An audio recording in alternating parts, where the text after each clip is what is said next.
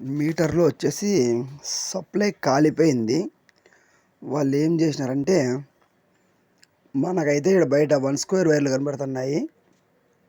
1 square వైర్లు వేసి లోపలైతే ముక్కాలు నుంచి పైప్ వేసినారు. లోపల షార్ట్ అయిపోయింది. ఏమైందో చూడాలంటే ఫస్ట్ మనము మీటర్లో సప్లై తీసేసుకుంటే మనం ఏం పని చేసేకి కానీ బాగుంటుంది. తీసేసినాము. వైర్ అంతా పైప్ అంతా కొంచెం తీసేస్తే అన్న ఎవరో జాయింట్ వేసినాడు. పైన వచ్చి 2.5 ఉంది, కింద వచ్చి 1 స్క్వేర్ వైర్లు, అవి 2 వైర్లు వేసి జాయింట్ వేసినాడు. చూడండి, చూపిస్తాం మీకు. ఫేస్కి 2 వైర్లు, నూడల్ 2 వైర్లు వేసినాడు అన్న ఎవరో. అట్లా వేసడం వల్ల అది కాక అది బేకరీలో ఇట్లా జాయింట్ వేసినారు. ఆయన చేసుకున్నాను కానీ ఐడియా లేదో మనకు తెలియదు దాని గురించి.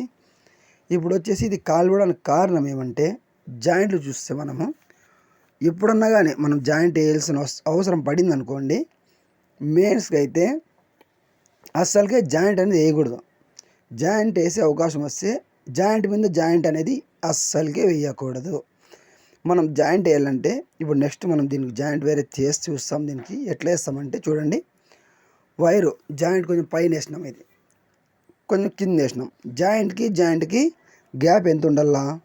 సుమారుగా ఇంత గ్యాప్ ఉంటే ఆ వైర్ హీట్ అయినా కానీ ఈ వైర్కి సమస్య ఉండదు, ఈ వైర్ హీట్ అయినా కానీ ఆ వైర్కి సమస్య ఉండదు. మనం అనేసి దీనికి అది నైట్ జరిగింది కాబట్టి మీటర్లో కనెక్షన్ ఇచ్చేసినాము.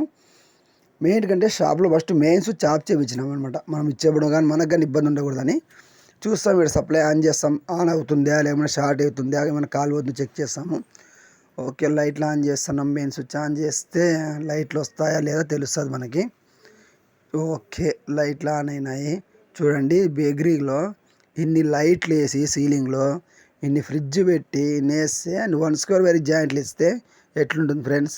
Okay, bye friends.